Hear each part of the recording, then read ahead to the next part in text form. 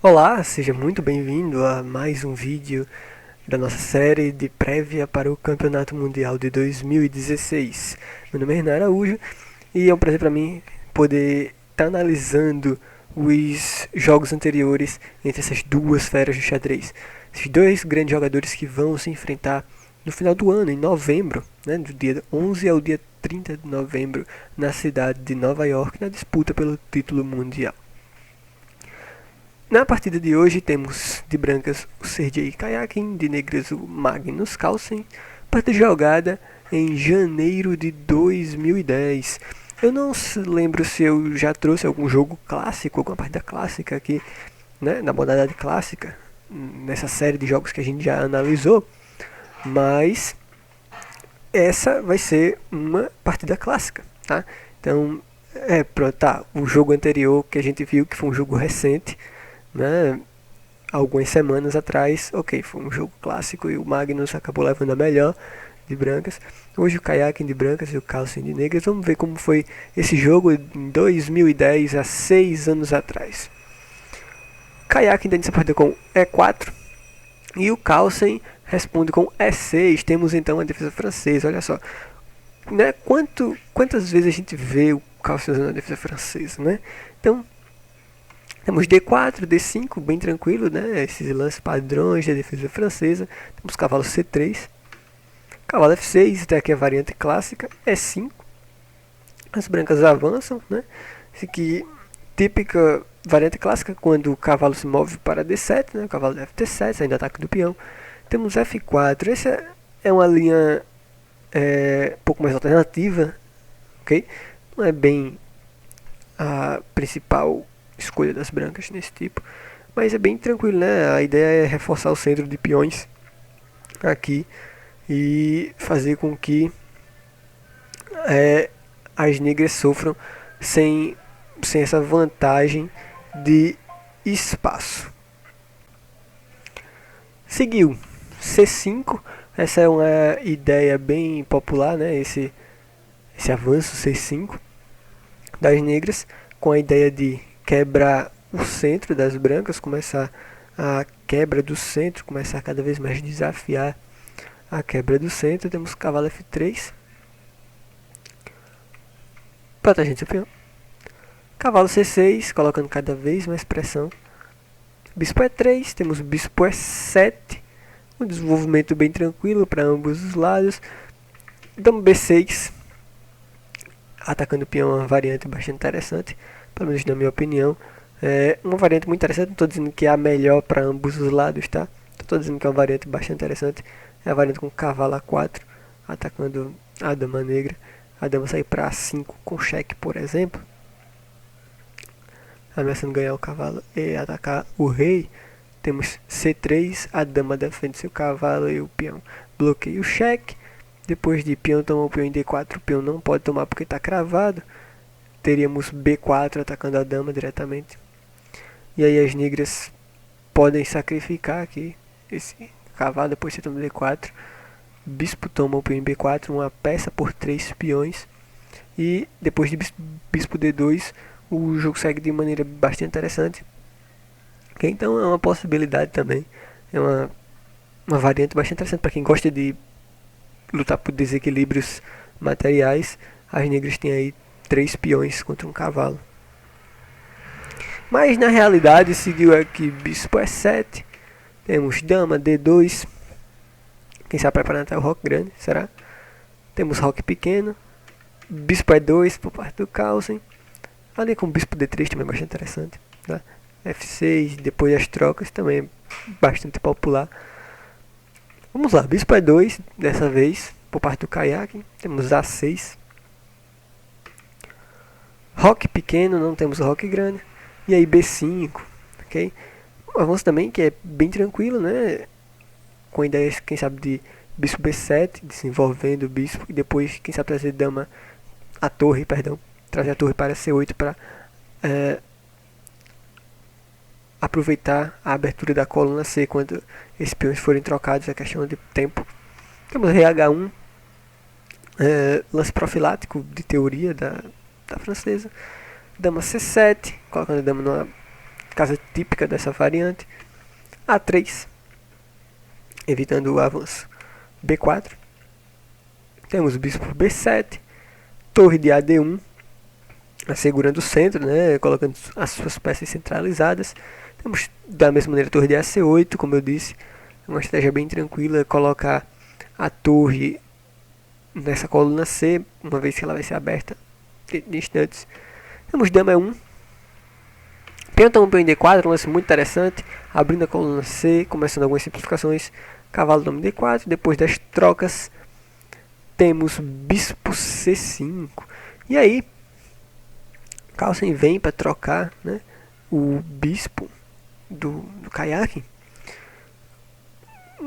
de forma a fragilizar, né, um pouco o centro do Kayakin. E aí o Kayakin meio que dá uma ignorada nessa questão aí, né, das trocas e tal, do seu centro. Joga dama H4, talvez com ideias de ataque, como a gente vai ver. Temos as trocas dos bispos. E aí o Carlsen joga F6, começa a desafiar, como eu disse, esse centro de peões. A ideia é tomar o peão das brancas. Temos bispo D3 ameaçando aqui, essa ameaça direta. Como evitar? E aí, como evitar? Como é que a gente faz? A gente traz o peão para H6, avança aqui em F5, o que é que vocês acham? H6 é o lance correto. Eis que F5 mantém essa estrutura de peões fechada e garante um bom jogo para as brancas, tá? Depois de bispo E2, por exemplo. Por isso que seguiu H6 por parte do Carlsen. Temos toma em F6, torre toma peão em F6. E agora as negras vão conseguir uma boa coordenação das peças, como a gente vai ver. O Carlsen consegue uma certa coordenação, inclusive até a cravada nesse peão aqui depois, com posterior cravada aqui, depois que a torre venha para F8, como a gente vai ver na partida. Depois de F5, temos torre de CF8, cravando de vez esse peão agora. Torre G1 é um lance um tanto engraçado, né? Eu acho, pelo menos, deixar o rei sufocado aqui. Mas enfim, temos cavalo C5, um excelente lance por parte do Carlsen. Melhor lance, inclusive. Nessa posição aqui, tanto o avanço E5 atacando a torre, quanto tomar aqui em F5 eram opções muito boas. Cavalo C5 também é um excelente lance. A ideia é trocar esse bispo branco. Seguiu F toma em E6, cavalo tomou o peão em E6. E agora, por parte das brancas, o que fazer? Tendo em vista que a torre está atacada.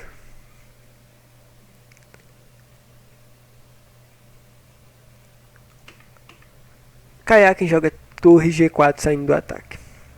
Peraí, mas por que não jogar algo do tipo cavalo toma o peão, uma vez que ele está aqui, né, apoiado pela torre, e atacaria a dama?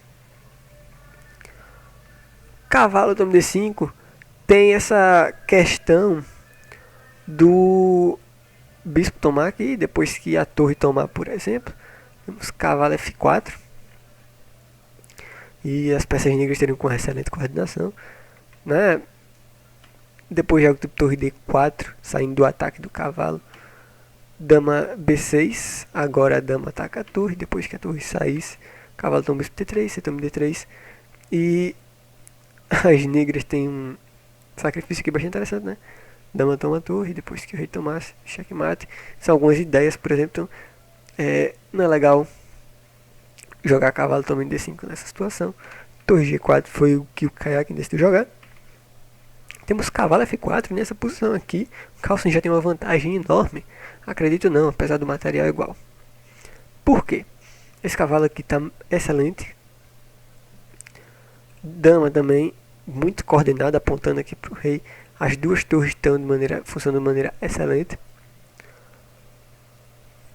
A única peça mais ou menos é esse bispo aqui, né, que pode vir para o jogo depois, mediante um avanço aqui um avanço D4, que promete liberar a diagonal para o bispo, como a gente vai ver na partida que se segue. Seguiu dama G3 por parte das brancas, do caiaque. Temos dama E7, e as peças negras são simplesmente fantásticas. A gente vai ver na partida seguinte, torre toma o cavalo em F4, um lance até interessante por parte do caiaque, né? Geralmente quando você está numa posição bastante restringida, bastante ruim, né?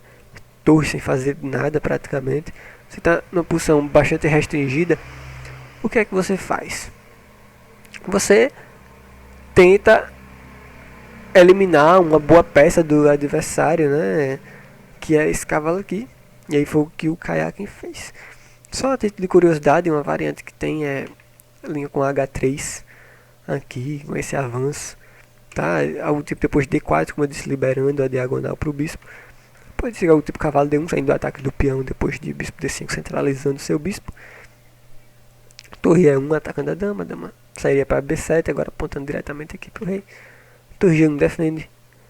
Bispo E6 atacando a torre teria que ser para B4, depois bispo C4. As negras também possuem uma vantagem excelente. Tá? Seguiu o sacrifício da qualidade por parte do caiaque para ver se consegue liberar aí a posição. Temos torre toma torre F4. Cavalo E2 ataca a torre, tentando melhorar a posição do seu cavalo também. Temos torre F1 buscando as trocas. É óbvio que agora não vale, né? Torre toma torre, porque isso seria checkmate.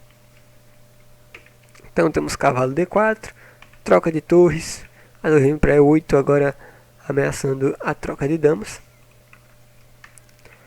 Temos H4 liberando uma casa para o rei sair. Depois de dama é um cheque, o rei vem para H2, temos as trocas de dama. E aí chega nesse final aqui, onde as negras têm uma torre por um cavalo, no caso o Magnus tem essa vantagem.